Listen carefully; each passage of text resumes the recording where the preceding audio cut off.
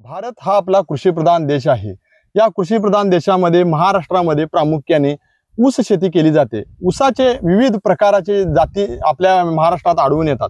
पश्चिम महाराष्ट्रात 86-032 तसेच 265 80-11 अशा विविध प्रजातीच्या ऊस शेती आपल्याला दिसून येतात।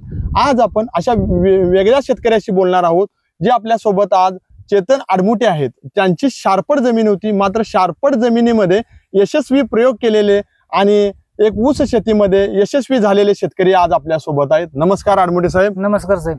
सर्वप्रथम तुम्ही आमच्या शेतकरी बंधूंना परिचय करून द्या आणि सगळ्यात महत्त्वाचं म्हणजे शारपड जमिनीमध्ये कोणतीही शेती व्यवस्थित पिकत नाही, मात्र ते तुम्ही एक यशस्वी प्रयोग केलाय, हे कसं केला ते सांगा। माझं नाव चेतन महावीर आडमुटे।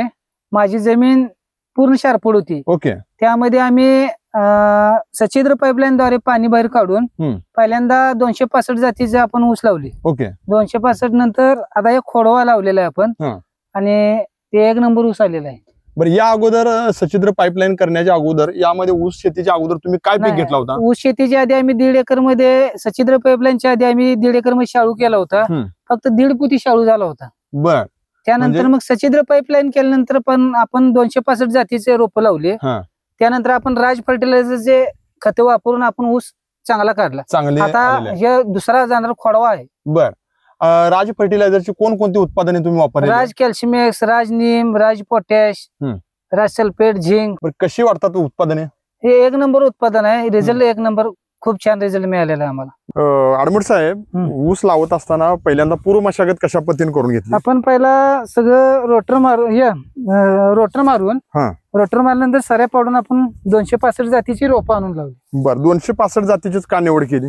कारण शारपड रानामध्ये 265 ला जरा ग्रोथ आहे म्हणताना आपण 265च वाण घेतले। बरं, आता मला सांगा की हे रोप लावलेले आहे का कांडी लागवड आहे? हे रोप लागवड आहे साहेब। रोप लागवड आहे।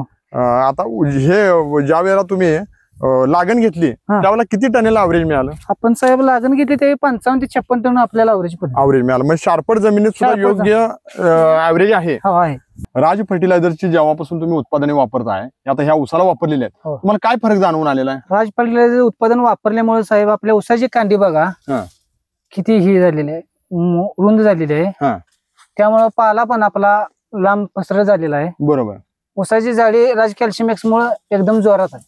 आणि ॲव्हरेज पण गेल्या वर्षी तुमचं चांगलं पडलेलं आहे। आणि लावणीपेक्षा खोडवा ज्यादा निघाला अशी अपेक्षा। साहेब, आपली शेती किती आहे? 1.5 एकर साहेब शेती आहे आपली। बरं, मग 1.5 एकर शेतीमध्ये सगळा ऊस आहे? हो, सगळा 1.5 एकर मध्ये टोटल सगळा ऊस लावलेला आहे। सगळा ऊस लावलेला आहे। यासाठी पाण्याचा स्रोत काय आहे? पाणी कशात वापरता? आपण आपल्या नदीचे पाणी आहे, पाटाद्वारे पाजवतो। पाटाद्वारे पाजवताय। आडमुटे साहेब, राज फर्टिलायझरचे उत्पादने वापरल्यापासून जमिनीत काय बदल जाणवतोय? साहेब, राज फर्टिलायझरचे उत्पादन वापरल्यापासून आपली जमिनीची सुपीकता बघू शकताय, जमिनीचा पोत बघू शकताय। जमिनी माती एकदम भुसभुशीत आहे आणि इथून पुढे मी राज फर्टिलायझरचेच प्रोडक्ट वापरणार आहे। आणि बाकीच्या शेतकऱ्यांना काय सल्ला द्याल? बाकीच्या शेतकऱ्यांना मी सांगणार पटवून राज प्रोडक्टचं फर्टिलायझरचे प्रोडक्ट वापरा, अतिशय छान आणि उसाला हे उपायकारक आहे। ओके। आडमुटे साहेब, राज फर्टिलायझरची जी उत्पादने आहेत ती तुम्हाला सहज उपलब्ध झाली का? हो, सहज उपलब्ध झाली। आपल्याला वर्धमान सेल्स सागरू दुधगाव मधून आपल्याला सहज उपलब्ध झाली आणि राज कॅल्शियमॅक्सचे एक्झिक्युटिव्ह सावंत साहेबांचं आपल्याला वेळोवेळी मार्गदर्शन राहिलेलं आहे। तर शेतकरी बंधूंनो, दुधगाव येथील प्रगतशील शेतकरी जे चेतन आडमुटे आहेत त्यांच्या शेतामधून आपण आज हा भाग केलेला होता।